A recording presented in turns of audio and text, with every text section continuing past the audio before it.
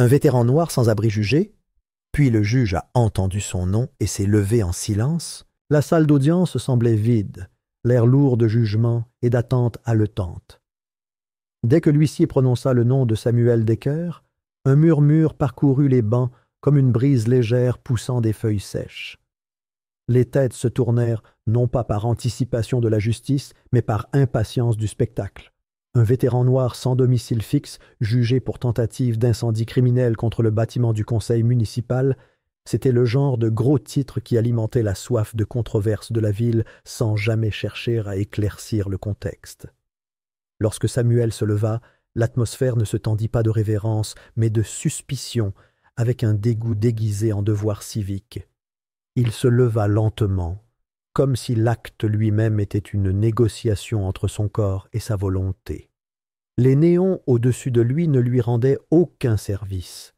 Ils révélaient chaque ligne de fatigue, chaque pli des nuits blanches, chaque cicatrice terne qui tranchait sur sa peau sombre comme le souvenir de bataille, tant à l'étranger qu'au pays.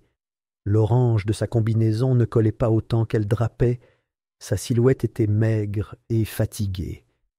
Ses poignets étaient couverts de bleu en cercles violacés profonds, séquelles persistantes de serre-câbles trop serrés lors d'une arrestation nocturne. Son regard parcourut la pièce, observant non seulement les visages des inconnus, mais aussi la façon dont ils l'observaient, non pas comme un homme, mais comme un problème à résoudre ou à effacer. Aucune famille n'était venue, pas d'amis, juste une avocate commise d'office, à peine sortie de la faculté de droit, feuilletant encore des documents judiciaires comme si elle allait s'organiser pour trouver une stratégie gagnante. Elle n'était pas préparée, sans être indifférente, juste dépassée. L'accusation, en revanche, rayonnait d'une confiance suffisante.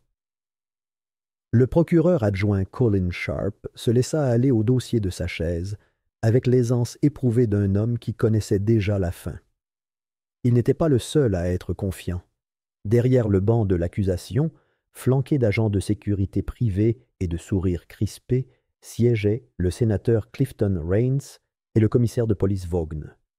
Des hommes dont les visages étaient gravés dans l'autorité locale, tels des statues destinées à ne jamais être remises en question. Leur présence à ce procès était un message. Cette affaire ne concernait pas la culpabilité ou l'innocence d'un seul homme. Il s'agissait de garder certaines choses enfouies. Ils n'étaient pas là pour obtenir justice, mais pour garantir le silence. Pour le public, ce n'était qu'une note de bas de page dans une ville en proie au chaos. Un ancien soldat devenu un vagabond instable, réduit à errer dans les ruelles et à dormir derrière des bennes à ordures, avait apparemment pété les plombs. L'accusation était claire. Tentative d'incendie criminel. Des accélérateurs avaient été trouvés en sa possession. Des images de surveillance le montraient près du bâtiment du conseil municipal après les heures de bureau. Son passé, soigneusement passé au peigne fin par le bureau du procureur, révélait une révocation déshonorante dans des circonstances opportunément ambiguës mais suffisantes pour entacher sa crédibilité. La presse avait son histoire, le public avait son méchant. Ce qu'ils n'avirent pas, ce qu'ils ne voulèrent pas, c'était la vérité. Samuel n'était pas venu près du bâtiment du conseil municipal pour y semer la destruction. Il était là pour obtenir des réponses à des questions nées 2 semaines plus tôt, dans une rue détrempée, à 3 pâtés de maisons de là. Cette nuit-là avait commencé comme toutes les autres, humide, froide, anonyme. Samuel s'était abrité derrière le quai de chargement d'un distributeur de fruits de mer, blotti sous une bâche en plastique, lorsqu'il entendit des voix, aiguës, précipitées, loin des échos habituels du brouhaha nocturne de la ville. Regardant à travers l'ombre, il les vit. 3 hommes en costume, l'un tenant une mallette, l'autre un pistolet silencieux. L'homme qui tomba ne cria pas.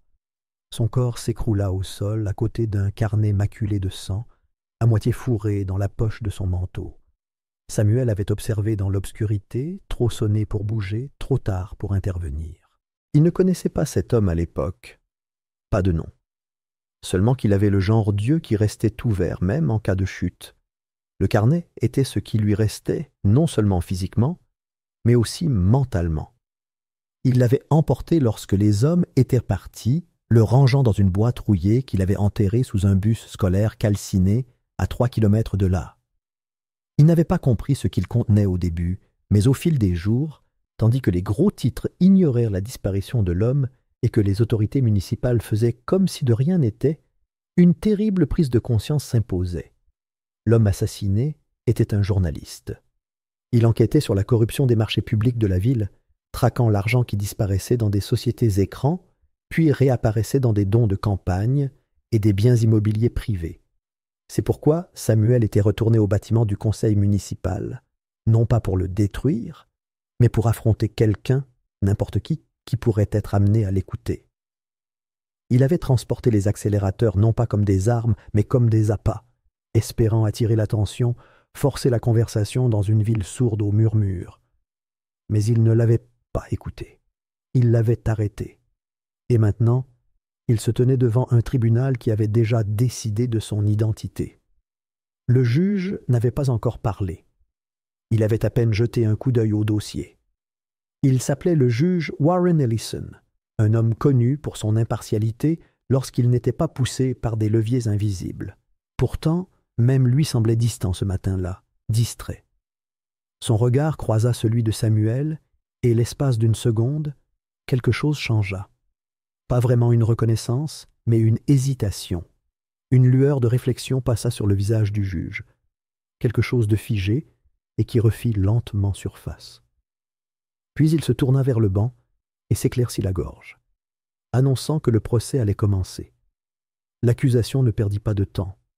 Sharp passa en revue le casier judiciaire de Samuel, une bagarre devant un magasin d'alcool en 2011, un incident dans un refuge en 2016.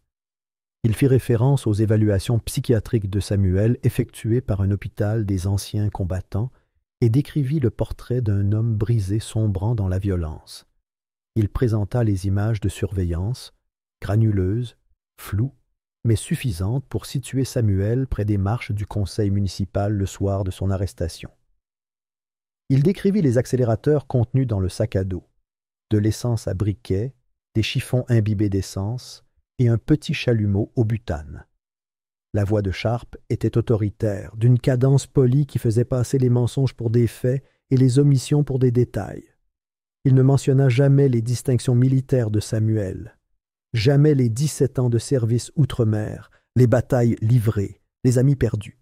Il ne mentionna jamais la façon dont Samuel se levait encore pour l'hymne national lorsqu'il passait à la radio dans les supérettes, ni la façon dont il pliait discrètement les drapeaux laissés dans les parcs publics après la journée des anciens combattants. La défense tenta de protester, tenta d'humaniser. Mais la voix de la jeune avocate commise d'office n'était qu'un murmure comparé au ton tonitruant de Sharp. Elle hésita, s'excusa, demanda des suspensions d'audience que le juge accordait rarement. Ce n'était pas sa faute. Elle était seule dans un système qui privilégiait l'efficacité à la vérité. Et Samuel ne dit rien. Il resta assis en silence, la mâchoire serrée, le regard fixe. Non pas parce qu'il était vaincu, mais parce qu'il attendait. Attendant un moment qui n'était pas encore arrivé. Attendant que quelqu'un se souvienne. Attendant que le système cligne des yeux. Au fond de la salle, le sénateur Rains se pencha et chuchota quelque chose au commissaire Vaughn, qui hocha la tête et passa un appel sur son portable, bas et rapide. Il n'était pas inquiet. Le procès se déroulait comme il le souhaitait. Samuel était discrédité, démantelé. Le carnet, supposait-il, avait été perdu ou détruit. Et le journaliste mort, officiellement disparu, officieusement oublié. Ils ignoraient que Samuel avait enterré le carnet pour une raison. Ils ignoraient que quelqu'un d'autre l'avait lu. Pas encore.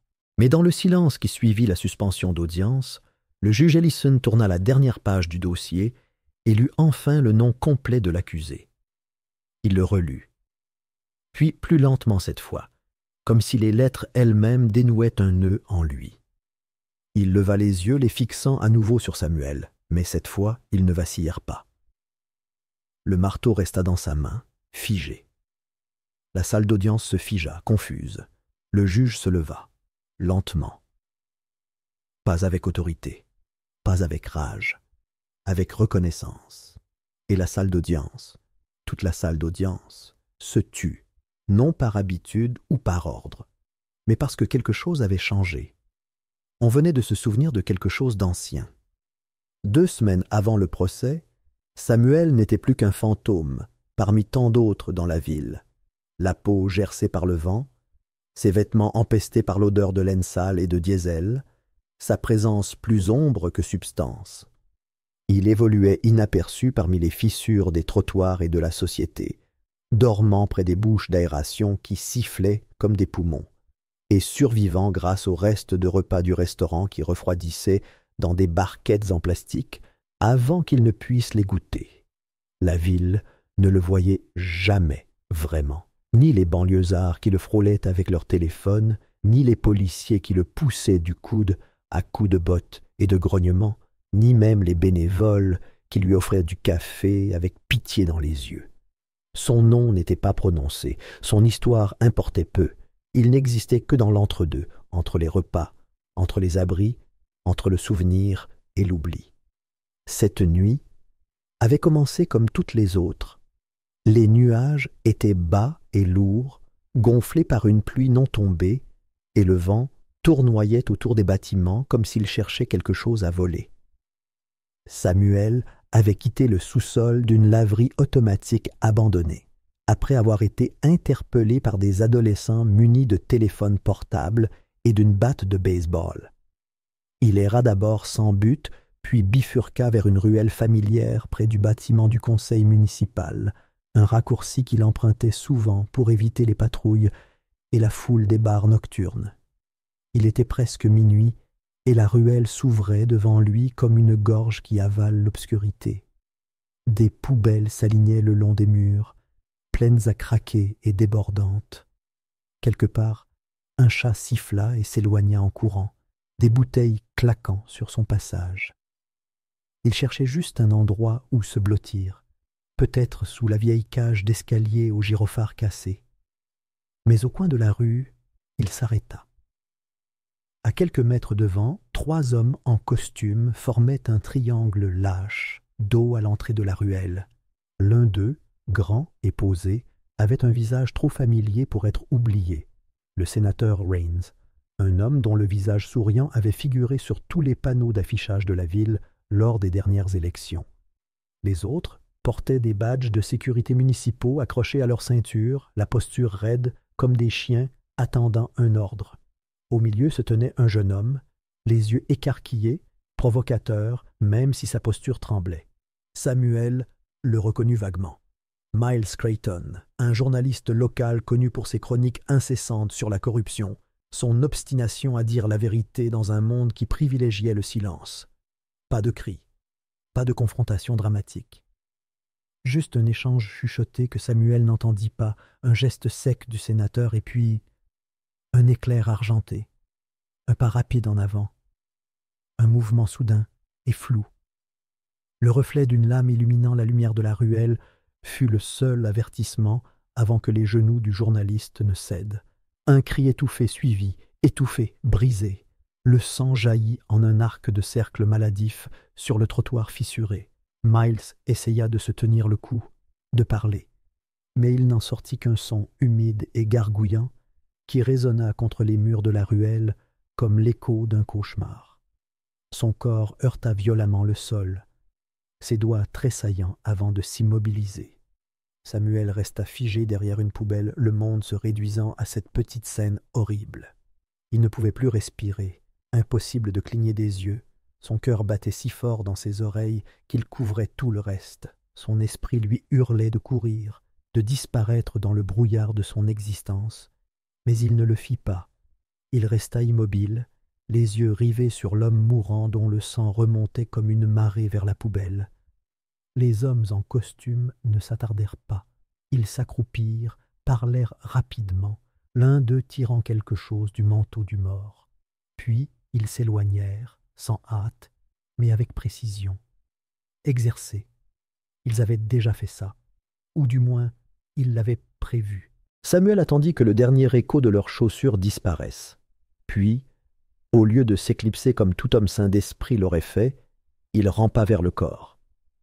Il s'agenouilla près de la silhouette inanimée de Miles Creighton, les mains tremblantes, tandis qu'il plongeait la main sous sa veste. Là, à moitié glissé dans la poche intérieure, se trouvait un petit carnet relié en cuir. Il n'était pas verrouillé, mais il semblait plus lourd qu'il ne le devrait, comme s'il portait le poids des péchés d'une ville. Samuel l'ouvrit. Son regard parcourut les notes griffonnées, les reçus scotchés, les noms, tant de noms, et réalisa ce qu'il tenait entre les mains. Des preuves, des dates, des comptes bancaires, des appels d'offres, des signatures, la preuve d'une trahison monumentale. Le projet de réaménagement, celui censé redonner vie aux quartiers les plus défavorisés de la ville, avait été détourné. Les fonds, censés servir aux parcs, aux écoles, aux logements sociaux, avaient été détournés vers des sociétés écrans. Des traces écrites menaient à des hommes en costume sur mesure qui parlaient de progrès dans leur publicité de campagne. Miles avait tout suivi.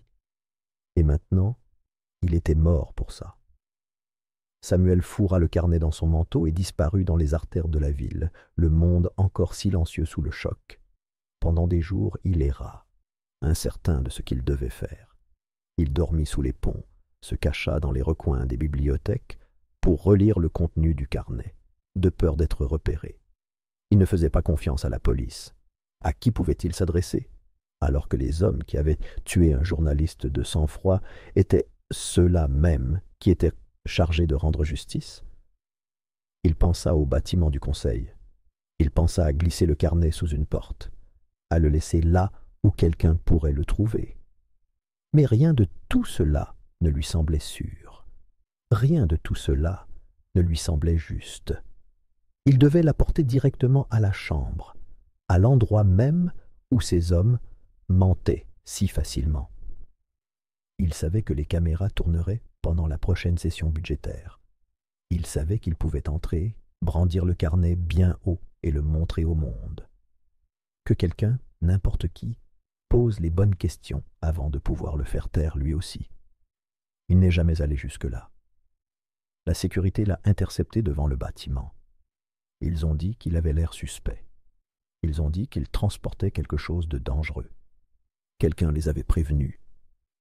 Le bidon d'essence qu'il transportait, pour se réchauffer, pour survivre, est soudain devenu une arme dans leur reportage. Les images qu'ils ont diffusées ne montraient que ce qu'ils voulaient montrer. Un homme débraillé, un bidon rouge à la main, se dirigeant vers le bâtiment. Pas de son, pas de carnet, pas de contexte. Le reste a été coupé, abandonné comme des ossements dans une ruelle. Et ainsi, 2 semaines plus tard, lorsque les portes du tribunal se sont ouvertes et que Samuel Jacob Decker a été conduit, il était déjà coupable devant l'opinion publique. Il s'est avancé en traînant les pieds, les poignets liés, la barbe abondante et le regard vitreux après trop de nuits blanches. Il ressemblait à l'homme que la ville voulait qu'il soit, dérangé, dangereux, jetable. Il n'a pas levé la tête. Il ne croisa pas le regard de la presse, du jury ou de l'accusation, déjà narquois et impatient. Mais quelqu'un l'observait attentivement. Le juge Harold Lindell, perché au-dessus de la salle tel un faucon sculpté dans l'obsidienne, parcourut le dossier que lui avait remis l'huissier. Son expression, figée et impassible pendant la majeure partie de la matinée, changea subtilement. Une ride se forma entre ses sourcils. Ses lèvres s'entr'ouvrirent comme pour prononcer un mot qu'il n'avait pas prononcé depuis des années. Il relut le nom, Samuel Jacob Decker. Le marteau resta intact à ses côtés. Le silence régna dans la salle d'audience. Il se leva brusquement, le bois de sa chaise raclant violemment le sol. Les têtes se tournèrent. Des murmures commencèrent à s'élever, mais s'estompèrent sous le poids de sa présence. Le fils de Jacob Decker? Ce n'était pas une question destinée à la salle. C'était un souvenir qui s'échappait dans son souffle. Sa voix s'était adoucie, mais derrière elle se cachait autre chose. Le choc, la reconnaissance, quelque chose proche du chagrin. Personne d'autre ne comprenait. Mais Harold Lindell, si. Il se souvenait de Jacob Decker, un homme d'une force et d'une dignité rares, autrefois détective décoré, mis sur liste noire après avoir fouillé trop profondément dans la mairie des décennies auparavant. Un homme qui refusait d'être acheté, un homme qui avait disparu sans laisser de traces, laissant derrière lui un garçon dont personne n'avait jamais donné suite. Maintenant, ce garçon était enchaîné, pris pour un fou. Le juge Lindell suspendit l'audience pour la journée, mais son esprit restait prisonnier d'une tempête qui refusait de s'apaiser. Il s'attarda plus que nécessaire à son siège, attendant que la salle se vide. Même le bruit des papiers froissés par le sténographe semblait trop fort pour le moment. Ses doigts tremblaient en saisissant le dossier étiqueté Samuel Decker. Il n'avait pas besoin de confirmation de lignée ni d'acte de naissance. Il connaissait ce nom. Et il savait ce qu'il signifiait. Jacob Decker. Ce nom entraîna Lindell dans le brouillard des années, à travers le sable et le sang, vers un lieu qui hantait encore son sommeil. Ils avaient servi ensemble dans le Golfe, deux jeunes hommes côte à côte dans la folie de la guerre. Jacob avait toujours été le calme, la boussole quand les autres perdèrent le cap, un homme d'une gravité morale inébranlable. Lindell ressentait encore la chaleur de ce champ de mine de Bassora, la façon dont sa propre jambe cédait lorsque Jacob le jeta hors de la zone de mort. Jacob n'en était pas sorti indemne, les éclats d'obus l'avaient transpercé comme des poings furieux. Il mourut des semaines plus tard lors d'une mission qui avait mal tourné. Un autre nom dans le registre des victimes qui n'avait jamais fait la une des journaux. Mais avant de mourir, Jacob fit promettre à Lindell, lui fit jurer, le regard si lucide qu'il était resté gravé dans sa mémoire.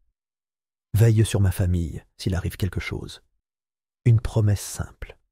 Une promesse que Lindell avait cru tenir. Mais le temps, la politique et l'ambition avaient tendance à brouiller les pistes. Faculté de droit, stage, fonction de juge, la vie l'avait éloigné du champ de bataille et rapproché des cercles d'influence. Ce vœu, autrefois inébranlable, devint plus doux, plus abstrait. Finalement, il s'évanouit sous le poids d'autres obligations. Et maintenant, ce passé était revenu, non pas dans une lettre ou une visite, mais sous la forme d'un homme en procès, rejeté par la nation même pour laquelle son père avait versé son sang. Il avait trahi Samuel. Et cet échec rugissait à ses oreilles comme une sirène. La culpabilité le creusait, rendant chaque respiration superficielle. Il referma lentement le dossier, comme si cela risquait de retarder le jugement. Mais il était déjà là. Le lendemain matin, la salle d'audience avait une autre allure avant même le premier coup de marteau. L'air vibrait d'une tension inexistante la veille, comme si chacun sentait que quelque chose avait bougé sous la surface. Le juge Lindell entra, non pas avec une gravité routinière, mais avec une détermination gravée dans chaque pas. La robe qu'il portait lui parut soudain plus lourde, non comme un symbole d'autorité, mais comme un fardeau de conscience. Il ne parla pas immédiatement. Au lieu de cela, il parcourut la salle d'audience du regard, les bancs polis, les procureurs en costumes impeccables, la défense aux lèvres pincées, et enfin Samuel. L'homme était assis, immobile, impassible après des années de silence. Impassible, imperturbable, invisible. La voix de Lindell, lorsqu'elle se fit enfin entendre, était basse mais ferme. Il demanda le rapport d'arrestation complet, non expurgé. Sa demande résonna dans la salle comme un coup de tonnerre. Des papiers se bousculèrent, des sourcils se levèrent. Le procureur Sharp s'y est opposé, invoquant des protocoles de procédure. Lindell n'a pas bronché. Il a insisté pour voir la chaîne de preuves. Il voulait des horodatage. Il voulait des numéros de badge. Il voulait des enregistrements de caméras corporelles, pas des résumés, mais des images brutes. Alors que la salle d'audience commençait à changer de posture, un malaise s'est installé comme un courant d'air. Le procureur Sharp s'est penché en avant, les lèvres pincées, chuchotant à ses assistants. Derrière lui, assis dans l'ombre de la galerie, le sénateur Raines a échangé quelques mots avec le commissaire Vaughn. Des téléphones sont apparus. Des messages ont été envoyés. Quelqu'un est sorti rapidement et est revenu encore plus vite. À midi, la donne avait changé. Dans le cabinet de Lindell, 2 hommes sont arrivés sans frapper. Costumes sombres, coupes impeccables, vêtements d'état. Ils n'ont pas donné de nom ni de titre, juste une impression de certitude intangible. L'un a déposé une enveloppe scellée sur le bureau sans l'ouvrir. L'autre a pris la parole le premier, la voix neutre, le regard calculateur. Il ne s'agit pas d'un sans-abri, a-t-il averti. Il s'agit de protéger la confiance du public, le système. L'image qui maintient l'ordre. Ne laissez pas une vieille loyauté obscurcir la situation. Lindell ne parla pas. Il ne sia pas. Le silence devint inconfortable. Finalement, les hommes se levèrent, rajustèrent leurs vestes et partirent aussi silencieusement qu'ils étaient revenus. L'enveloppe resta intacte sur le bureau, un vestige de menace voilée. Il n'eut pas besoin de l'ouvrir.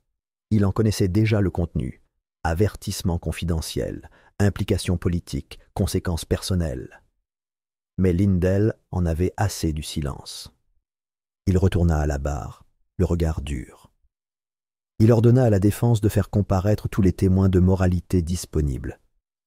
L'avocat commis d'office hésita. Il n'en avait aucun. Samuel n'avait pas de famille vivante dans l'État, pas d'amis disposés à témoigner, pas d'adresse permanente. Le silence était presque étouffant jusqu'à ce qu'une voix s'élève du fond de la salle d'audience.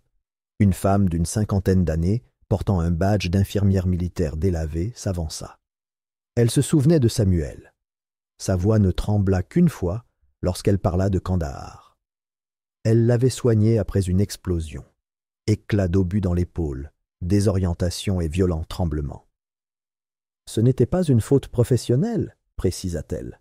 C'était un syndrome de stress post-traumatique non traité, le genre de trouble qui transformait les hommes en fantômes bien avant la mort. Elle avait rédigé un rapport, qui disparut après que Samuel eut porté plainte contre son supérieur. Cet officier avait gravi les échelons, s'était lancé en politique et était désormais sénateur d'État. Des exclamations de surprise parcoururent la salle d'audience. La sténographe marqua une pause. Le sénateur Rains baissa les yeux, impassible, mais sa mâchoire se crispa. La juge lui demanda à nouveau son nom. Elle le donna. Confirma ses états de service. Lindell hocha la tête, le poids de la vérité commençant à trouver son équilibre dans la salle. Et puis Samuel se leva. Il ne se leva pas avec théâtralité. Il n'y eut ni explosion ni pompe. Il se leva simplement, lentement et posément, comme s'il se demandait si la salle avait suffisamment de place pour sa voix. Lorsqu'il parla, ce n'était pas avec colère, mais avec une clarté calme et constante qui réduisit la salle au silence. Il ne nia pas sa proximité avec le bâtiment. Il ne se fit pas saint, mais il expliqua, non pas en jargon juridique ni par désespoir, mais en mémoire. Il n'avait pas tenté de brûler le bâtiment. Il avait tenté de graver ce qu'ils avaient refait dans la mémoire de quelqu'un. La pièce retenait son souffle. Il décrivit les nuits passées devant les hôpitaux des anciens combattants qui le refusaient. Les réunions où ses dossiers disparaissaient, les accusations qui prenaient de l'ampleur sans fondement. Il parle des hommes avec qui il avait servi, certains enterrés, d'autres brisés, d'autres trop fiers pour demander de l'aide. Il parle du poids de la trahison, non seulement de la part du système, mais aussi du silence. Et finalement, il fouilla dans une sacoche usée. L'infirmière s'avança, les yeux déjà humides. Elle l'avait récupérée dans sa cachette, une boîte métallique coincée derrière une planche mal fixée dans l'abri où Samuel avait séjourné pour la dernière fois. À l'intérieur se trouvait un carnet, déchiré, sentant la fumée, des pages pleines de gribouillis, de dates, de croquis, de cartes. Un traumatisme rendu visible. Il le tendit au juge. Lindell le prit avec précaution, comme s'il tenait quelque chose de sacré. Il tourna lentement les pages, absorbant la douleur tachée d'un homme abandonné. Des dessins de bataille, les noms d'amis tombés au combat, une liste de démentis, chacun daté. Au centre, une phrase se répétait sans cesse. « J'ai servi, j'ai servi, j'ai servi ». La salle d'audience exhala à l'unisson. Non pas de soulagement, mais de prise de conscience. L'histoire qu'on leur avait servie commençait à se défaire. L'homme en combinaison orange n'était pas une simple statistique. C'était un registre de promesses non tenues par un pays qui aimait les symboles plus que ses soldats. Le juge Lindell referma le carnet, les mains désormais fermes. Une décision se profilait, non seulement juridiquement, mais moralement.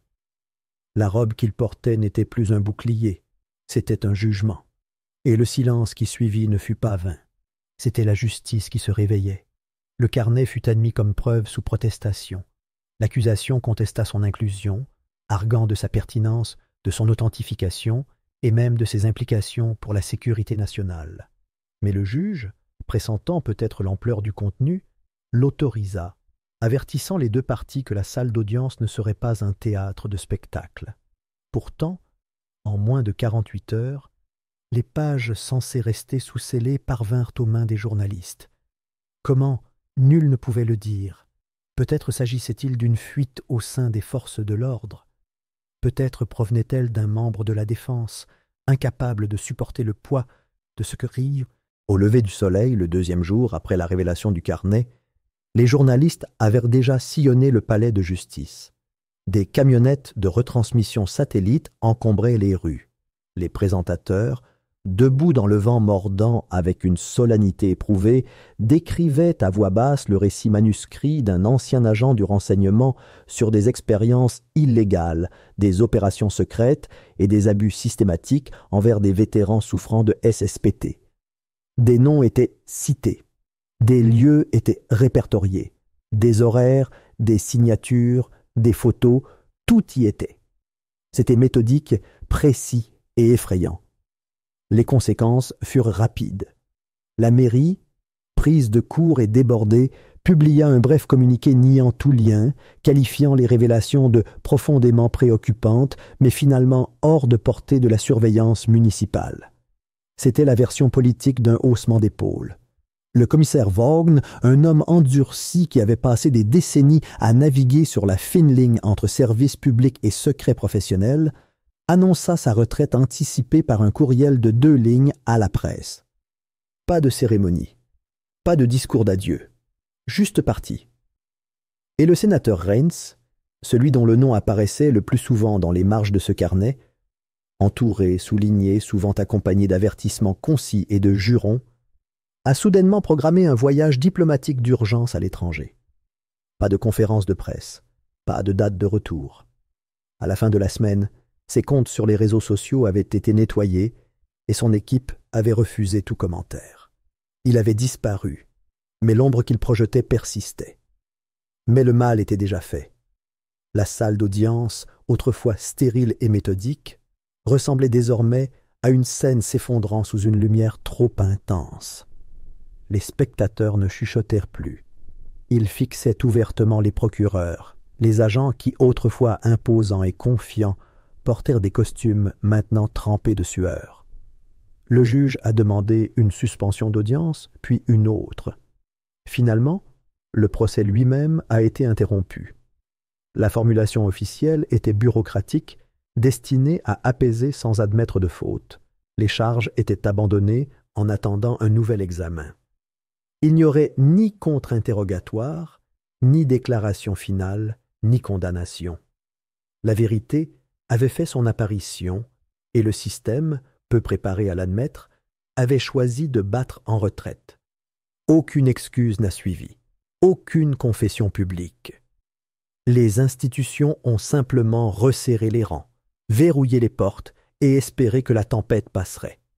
Et Samuel Decker, l'homme dont le silence avait autrefois été pris pour de l'incohérence, est sorti du tribunal en homme libre.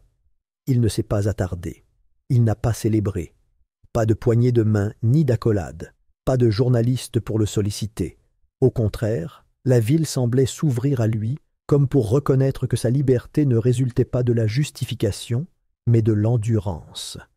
Un homme qui avait attendu 10 ans qu'un système l'écoute, pour finalement dire sa vérité et se voir opposer un recul bureaucratique. Le juge Lindell, qui avait présidé l'affaire avec une étonnante constance, s'est approché de Samuel alors qu'il atteignait les marches du tribunal. Il lui a proposé des ressources, soutien du ministère des anciens combattants, hébergement temporaire, accompagnement psychologique. Il parle d'un programme qui pourrait l'aider à trouver un emploi stable, de relations qu'il pourrait contacter pour faciliter sa réinsertion sociale. Mais Samuel déclina avec une dignité tranquille, ni amère, ni triomphante. Il apprécia l'offre, mais ce n'était pas pour cela qu'il était venu. Il n'avait pas été jugé pour obtenir réparation ou vengeance. Il ne cherchait ni dédommagement ni parade. Il était retourné dans le monde dont il avait été effacé parce que quelqu'un devait se souvenir de ce qui avait été fait. Quelqu'un devait le dire à voix haute. Il partit sans cérémonie. Aucune caméra ne le suivit. Aucune escorte ni destination. Juste le léger craquement de bottes usées sur le trottoir et le poids d'une histoire pesant sur sa poitrine. Il ne regarda pas en arrière. Il n'y avait aucune raison. La ville, cependant, ne pouvait oublier. Le carnet déclencha plus qu'une frénésie médiatique. Il déclencha enquête, audience, démenti et quelques démissions en termes vagues. Mais rien de tout cela ne ressemblait à de la justice. Ce qui se déroulait, c'était une pression publique, politique et profondément morale. Les pétitions ont inondé les bureaux du gouvernement. Les vétérans se sont rassemblés en signe de protestation. Certains brandissant des portraits usés d'amis depuis longtemps enterrés, d'autres des pages imprimées du carnet, soulignant des passages reflétant leur propre souffrance. Des talk-shows ont débattu de la santé mentale de Samuel, de ses motivations et même de l'authenticité des documents. Samuel n'a pas parlé à la presse. Il n'a pas publié de mémoire. Il n'a pas intenté de procès en dommages et intérêts. Il est simplement retourné dans la ville qu'il avait connue et a disparu. Il dormait sous des ponts certaines nuits, dans des églises abandonnées d'autres. Il mangeait ce qu'il trouvait ou ce qu'on lui donnait. Il refusait l'argent plus souvent qu'il n'en acceptait. Non pas par orgueil, mais parce que chaque transaction lui donnait l'impression de vouloir rembourser une dette non méritée. Parfois, quelqu'un le reconnaissait. Un chauffeur de bus s'arrêtait trop longtemps pour accepter un ticket, les yeux plissés en signe de reconnaissance silencieuse. Un adolescent dans une bibliothèque l'observait fixement pendant plusieurs minutes, avant de glisser un mot plié sur la table et de s'éloigner. À l'intérieur, on pouvait lire simplement « Merci de ne pas avoir abandonné ». Samuel ne restait jamais longtemps au même endroit. Le passé l'avait rendu méfiant envers les murs, envers les systèmes qui souriaient jusqu'à ce qu'ils disparaissent. Mais même en silence, il avançait avec détermination. Parfois, il parlait à de jeunes hommes dans des refuges, écoutant plus qu'il ne conseillait. Parfois, il laissait derrière lui des bouts de papier, citations, passages bibliques, fragments de souvenirs, que d'autres ramassaient et faisaient circuler comme des souvenirs. Personne ne savait où il était à un moment donné, mais sa présence persistait, tel un rappel fantôme de tout ce que la ville cherchait à oublier. Et pourtant, la ville se souvenait, pas seulement des gros titres, du carnet ou de l'effondrement de figures autrefois intouchables. Elle se souvenait de la fureur silencieuse dans le regard de Samuel, de sa façon de se tenir dans cette salle d'audience, non pas avec rage, mais avec détermination, de sa façon de refuser que ce qui lui était arrivé soit réécrit comme une illusion ou balayé comme un dommage. On murmurait son nom avec un mélange de révérence et de culpabilité. Pour certains, il était un avertissement, pour d'autres, un témoin, et pour quelques-uns, une sorte de salut, car parfois, l'homme qui n'a rien à perdre est le plus disposé à dire la vérité. Et dans une ville bâtie sur le déni, la diversion et une tromperie bien habillée, cette vérité frappa la terre comme un éclair. Elle ne démantela pas l'Empire, pas immédiatement, mais cela a fissuré ses fondations, exposé la pourriture sous le marbre, forcé les puissants à reculer et le public à y regarder de plus près, non pas par volonté, mais parce qu'il le fallait. Et parfois, c'est tout ce qu'il faut. Ni une révolution, ni une émeute, ni un grand règlement de compte. Juste un homme qui refuse d'oublier, qui marche vers la lumière avec rien d'autre qu'un carnet et un nom que le monde a tenté d'effacer. Un homme qui rappelle la ville, non par des discours ou une vengeance, mais par sa présence. Car la vérité, une fois dite, ne peut être ignorée, et Samuel Decker avait parlé.